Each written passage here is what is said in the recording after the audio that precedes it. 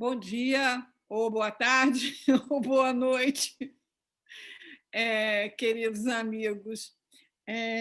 Vou ler um trechinho aqui do livro Conflitos Existenciais, de Joana de Ângeles, para o nosso preparo, e que tem a ver com a conversa que eu escolhi para ter com vocês hoje, ok? Diz assim, Joana de Ângeles: dispondo-se ao crescimento interior e à realização social e familiar, nos negócios e nos empreendimentos profissionais, o indivíduo necessita dessa coragem dinâmica, criativa e fortalecedora, que não esmorece diante dos aparentes fracassos, por entender que toda conquista é portadora de um preço específico. A coragem é um ato, portanto, de bravura moral, virtude que deve acompanhar o sentimento humano, em vez do marasmo ante decisões ou diante da acomodação ao que já foi conseguido, da satisfação infantil pelo que se logrou, quando os horizontes mais se ampliam na direção do futuro, à medida que se avança.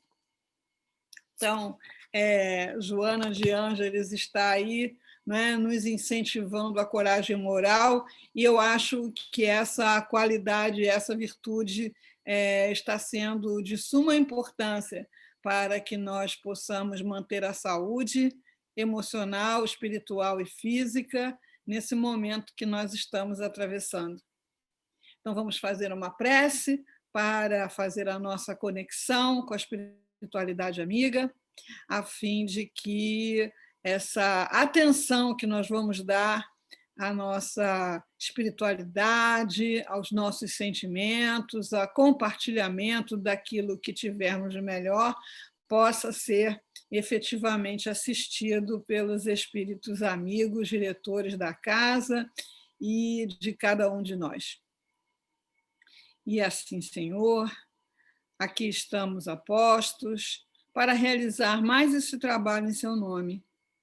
Que todos aqueles que estão sintonizados ou que venham a sintonizar possam também ter seu entendimento facilitado para que as palavras possam entrar em seus corações e aí curar velhas feridas, incentivar os bons propósitos, enfim, levar o bem, o belo, o útil e o bom, que é o objetivo de todo o trabalho, principalmente do trabalho espiritual, do trabalho que é realizado pelas casas espíritas. Que, sendo assim, que em nome de Deus, desses espíritos amigos, anônimos que aqui nos assistem, dos mentores da casa, enfim, de todos aqueles que trabalham pelo bem, possamos, de nossa parte, dar por iniciado o nosso estudo agora, nesse momento. Graças a Deus. Bom, eu escolhi falar, já que é tema livre, sobre autoconhecimento. Aí muita gente deve pensar assim, de novo, já ouvi falar muito sobre autoconhecimento. É verdade, nós já ouvimos falar muito sobre autoconhecimento, né? Já ouvimos falar muito sobre Sócrates, né? Que participou da codificação, né? É dos enviados do Senhor, né? Uma das vozes do alto que atenderam a Kardec na codificação, e que todo mundo já sabe. O que foi que Sócrates falou mesmo? Acho que 90% das pessoas encarnadas nesse momento saberão responder, né? Conhece-te a ti mesmo. E é importante a gente lembrar que Sócrates não criou essa palavra, né? Ele apenas transcreveu o que já existia no Templo de Delfos, que era antiquíssimo, né? O que era o templo de Delfos, né? Era um oráculo, um oráculo. As pessoas iam lá em busca de respostas para os seus questionamentos.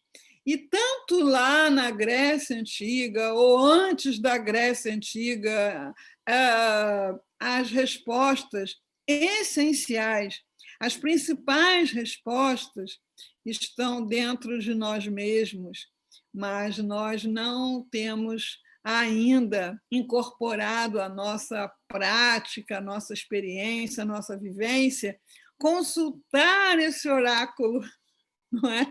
Da nossa consciência. Nesse mesmo trecho do Livro dos Espíritos, que são as perguntas 919, 918, 917, por ali, né? Que Sócrates é citado por Santo Agostinho, que se dá o trabalho de dar para nós, né? Nós que somos espíritas já conhecemos bastante essa resposta, 919A, né? Ele dá o método que ele seguia para fazer esse trabalho de autoconhecimento, que é fundamental para a nossa transformação. Né?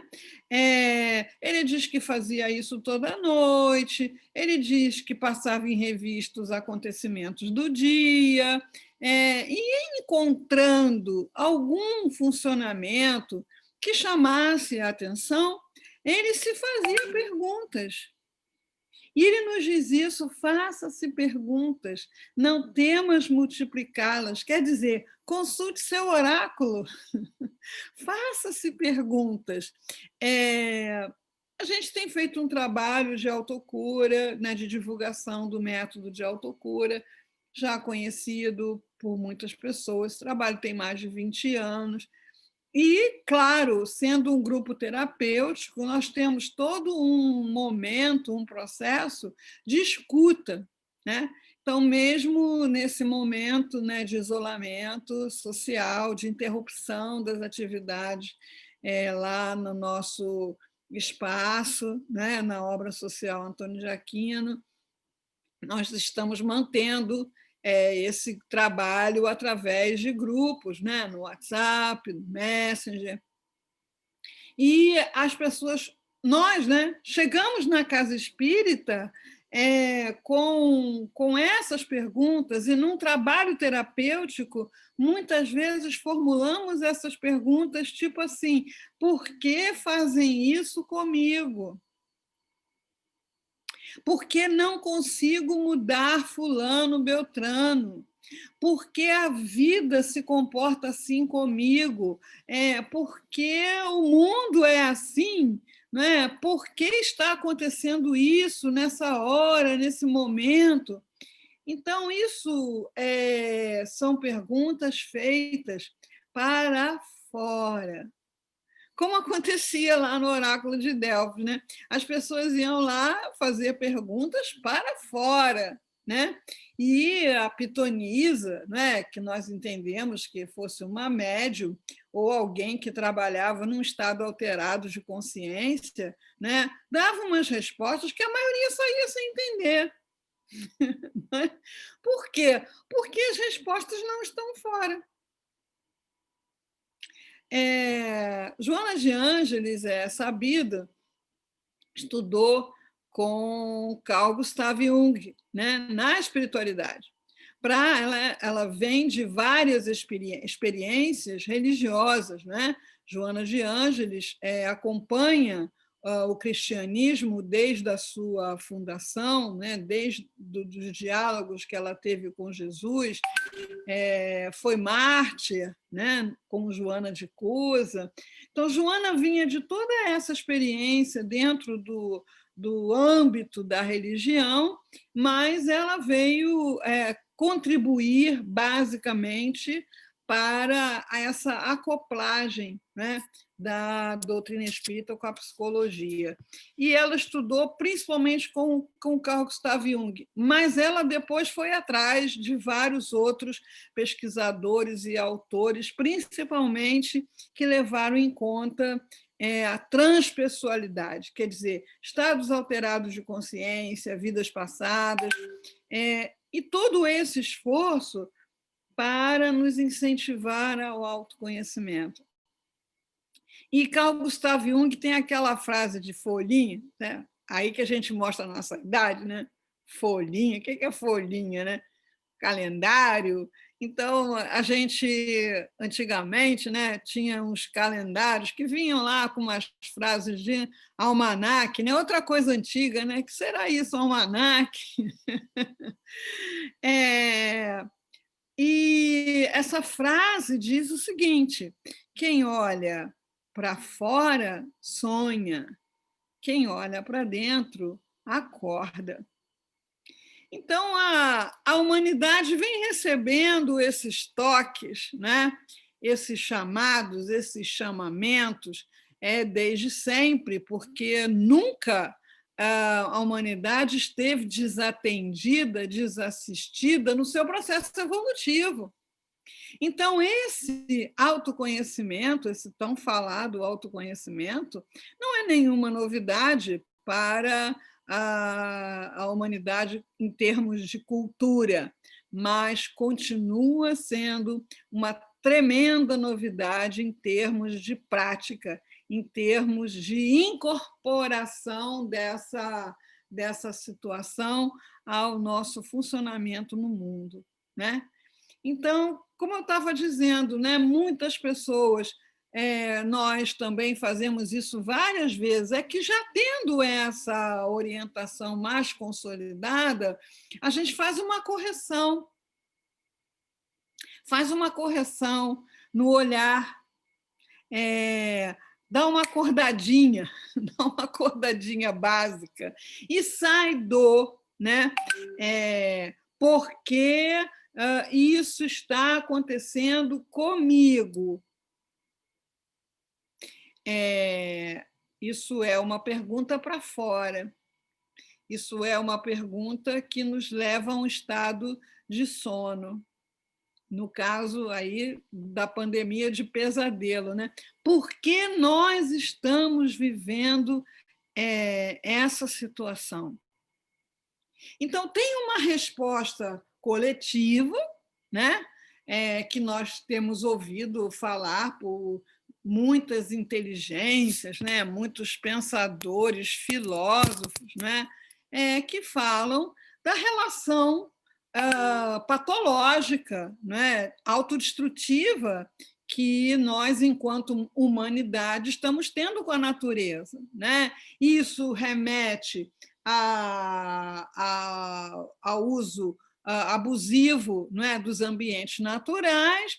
Isso leva a uma presença de animais que trazem em si vírus e bactérias que antes ficavam lá nos seus espaços, não é, de vivência, para o convívio humano que não tem as defesas para esses vírus e bactérias com os quais nunca teve conhecimento. Além disso, a promiscuidade, a desigualdade, não é, que produz bolsões de miséria, enfim. Enquanto sociedade, nós temos respostas para explicar por que isso está acontecendo. Agora, o que está acontecendo de verdade para mim não é o que está acontecendo de verdade para A, B ou C. O acontecimento real, ele é pessoal, ele está acontecendo para mim. Então, o que estar encarnado nesse momento significa para mim? Que aprendizados esse momento está me convocando a acelerar o processo de aprendizado? Que oportunidades esse momento está criando para mim? E isso leva a uma multiplicação de perguntas, como sugere Agostinho, né? O que em mim responde pelo padrão emocional e mental que eu estou manifestando. Então, o medo da morte é uma emoção primitiva, primária e necessária à sobrevivência, né? À preservação da vida material. Mas o medo da morte, para o espírita e para todos aqueles que têm alguma visão espiritualista, pode ser melhor traduzido com medo da mudança. Medo da mudança. E por que eu tenho medo da mudança?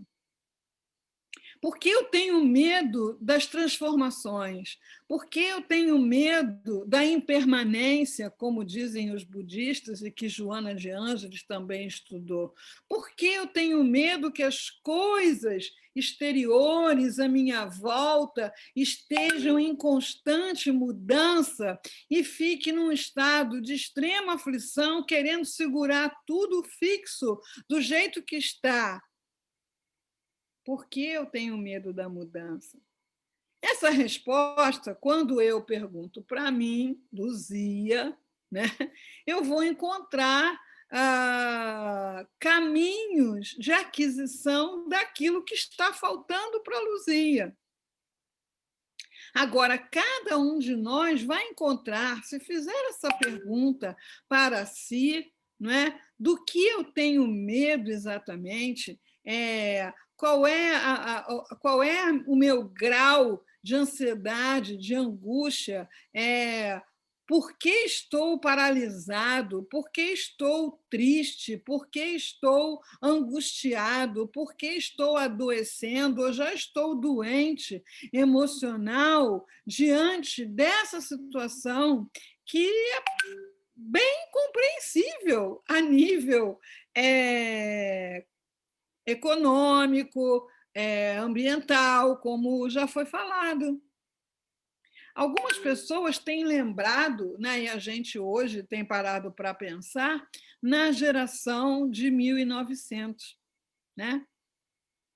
A geração de 1900 viveu 2 pandemias, 2 guerras mundiais, além da quebra da Bolsa, não é? Que causou a pobreza, o desemprego, não só nos Estados Unidos, mas em outros países, onde as pessoas também dependiam da economia americana. Por que nós nos iludimos com o fato de termos algum avanço científico na área médica, de que estaríamos numa posição privilegiada em relação às pessoas que passaram, como Eurípides Barçanufo, por exemplo, que passaram pela gripe espanhola, né? Que passaram por 2 guerras mundiais. Quem já teve a oportunidade, né, de visitar algumas cidades europeias, eles às vezes têm lá umas fotos de como ficaram aquelas cidades após a guerra, completamente destruídas, completamente arrasadas, ruínas. E o ser humano, esse ser humano no qual a gente não tem uma fé bem consolidada, que não é no ser humano no seu aspecto animal, né? É o ser humano no seu aspecto de portar uma centelha divina. E o ser humano reconstruiu todas essas cidades bombardeadas, reconstruiu Hiroshima e Nagasaki, sobreviveu a essas e tantas outras pandemias com recursos muito menos desenvolvidos do que nós temos hoje. Então, vamos para dentro saber o que está faltando para mim aprender, o que significa para mim individualidade estar vivendo esse momento, que desafios esse momento traz para mim. Quando eu vejo as pessoas tão aflitas e angustiadas para sair de casa, para estar com os outros, não vou dizer Eu não tenho saudade de abraçar meus filhos, de abraçar minhas netas, de fazer palestra no centro, de depois poder abraçar as pessoas que vão ali devolver um carinho para a gente. Nossa, a gente tem uma saudade disso, né, pessoal? Uma saudade imensa. Mas não é aquele desespero. Esse desespero, eu acho, vem daquelas pessoas que não se suportam, não aguentam estar consigo, não conseguem encontrar o que fazer consigo mesmas. Então, nós temos redes sociais, né? Temos aí o WhatsApp e outros tantos, Facebook, Twitter, Instagram. Para a pessoa dar conta de ficar postando coisas desde as 5 horas da manhã até a meia-noite, que horas que ela ficou consigo? Que horas que ela fez essa reflexão? O que está faltando para mim para que eu possa aproveitar para o meu crescimento espiritual, que esse é o objetivo de nós estarmos reencarnados, não só nesse, mas em qualquer outro momento. O que está faltando para mim? Por que me sinto assim? Como posso melhorar?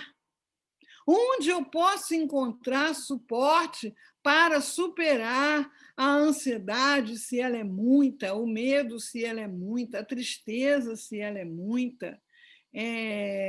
Porque todas essas situações da vida material que nós espíritas aprendemos teoricamente estão a serviço da evolução, do progresso do espírito.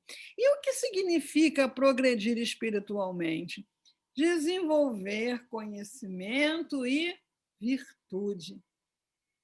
Então, a gente reencarnou agora, depois de ter reencarnado em épocas passadas, vivido guerras, massacres, pandemias, desastres naturais, para aprender, para adquirir conhecimento e virtude. E o que a gente está vendo, né, acontecer, ainda que não daquela forma exuberante que nos deixaria mais alegres, mais felizes, mas está acontecendo, né?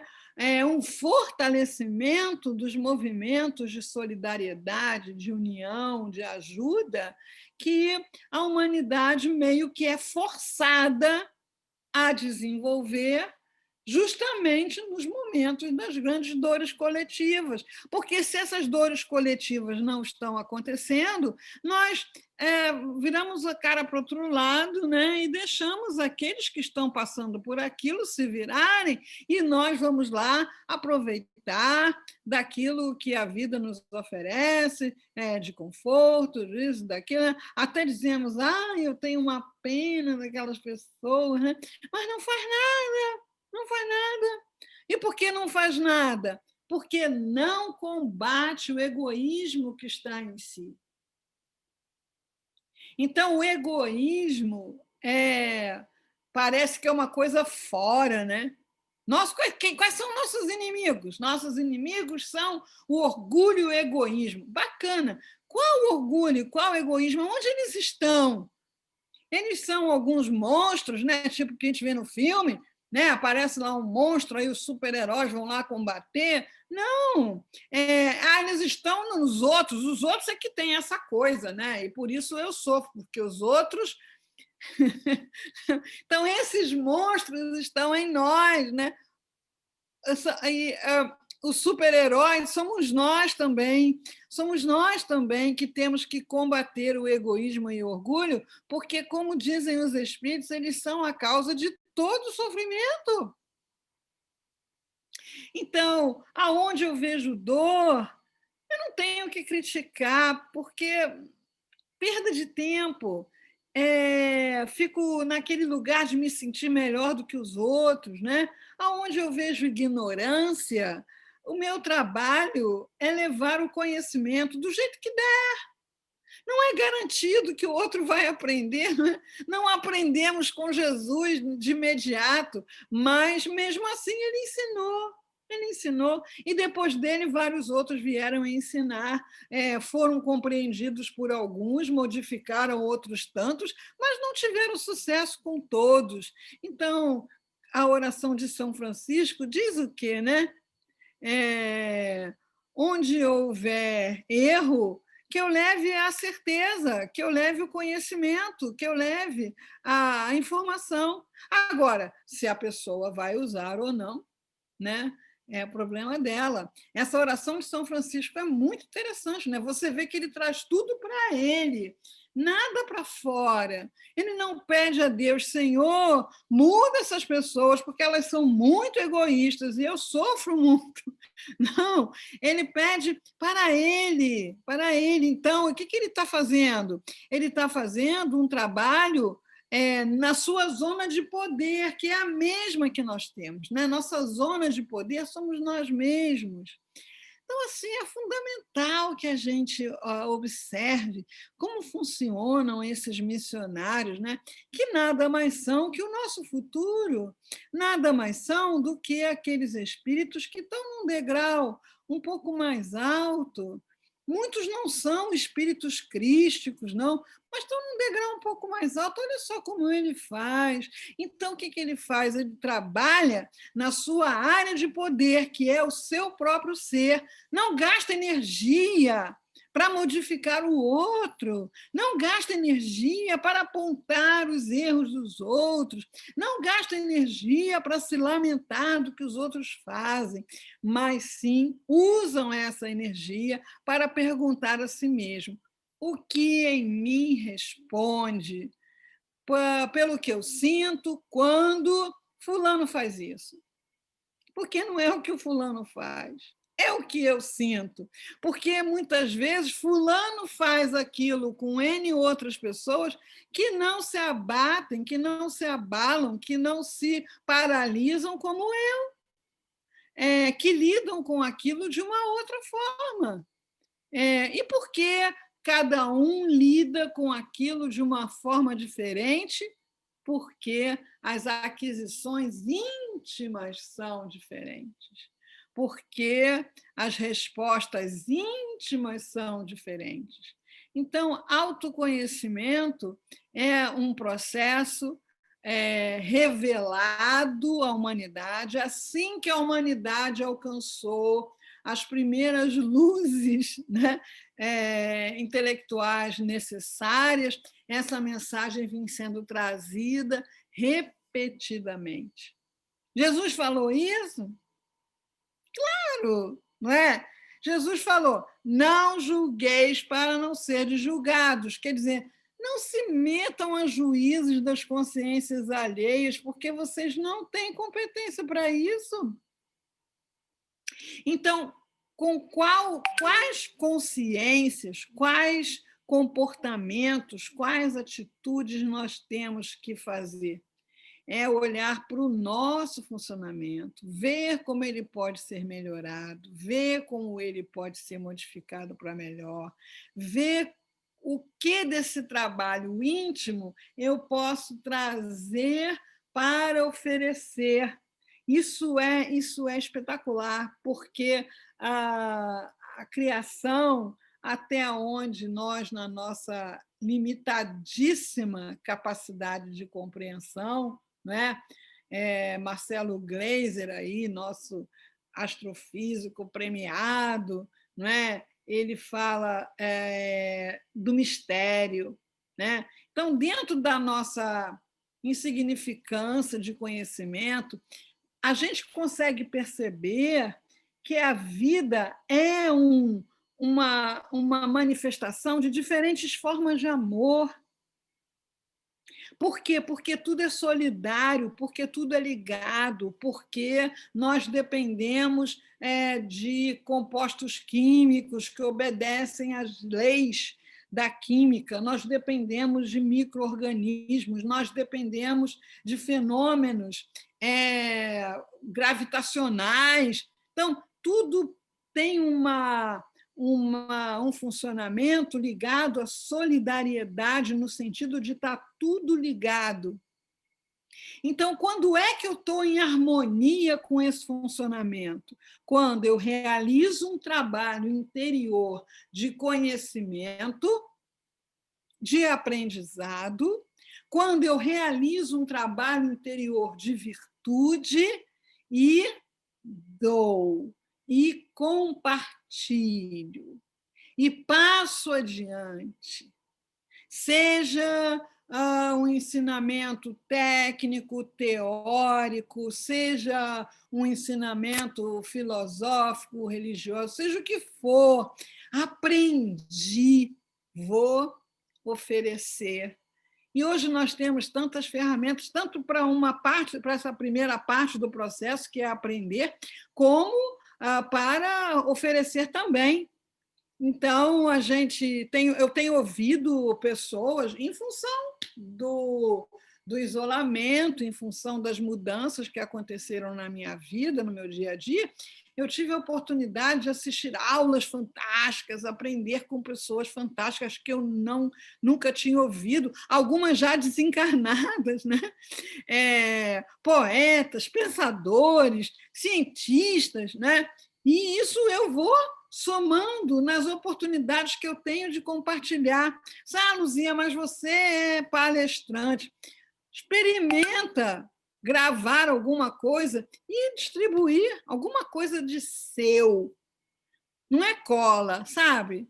Aquela coisa, tira daqui, cola para lá, tira daqui, cola para lá. Isso até algumas coisas fazem bem. Aquilo me fez bem, vou colar, ok. Mas tenta acrescentar algo de seu, das suas conquistas, das suas experiências. Enfim, não vamos ter tanto medo da impermanência. Vamos trabalhar isso, né? Estamos aqui de passagem, estamos aqui para aprender alguma coisa. Eu me lembro como eu fiquei triste quando eu precisei sair do jardim de infância, mas eu precisei sair do jardim de infância. Depois eu fiquei muito triste quando eu precisei sair do Pedro II, né? Daquela galera, daquela turma, mas eu tive que sair de lá, né? Então, nós vamos ter que sair desse corpo, dessa vida, dessa família, dessa situação, vamos ter que sair, e dói, ainda é incômodo, mas vamos aprender. Bom, eu saí do colégio, mas o que tem para frente, né? Nossa, para frente tem a universidade, né? Para frente tem o trabalho profissional. Então, vamos estar mais confiantes na lei, em Deus e em nós mesmos. E essa confiança só nasce, só se consolida através do autoconhecimento. Obrigada, queridos, pela oportunidade, pelo carinho de estar compartilhando essas ideias com vocês. A gente vai fazer uma prece, então, para encerrar esse nosso encontro.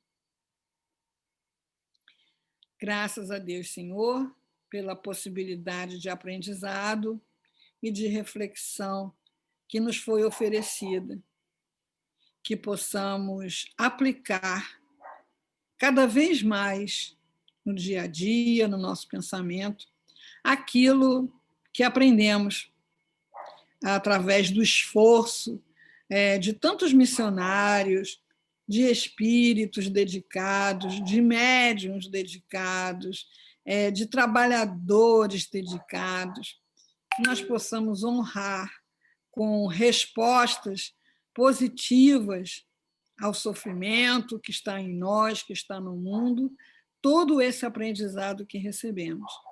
E que, de nossa parte, em nome de Deus, dos espíritos amigos, de mentores da casa, de nossa parte, possamos dar por encerrado o nosso estudo na manhã de hoje. Que assim seja. Graças a Deus.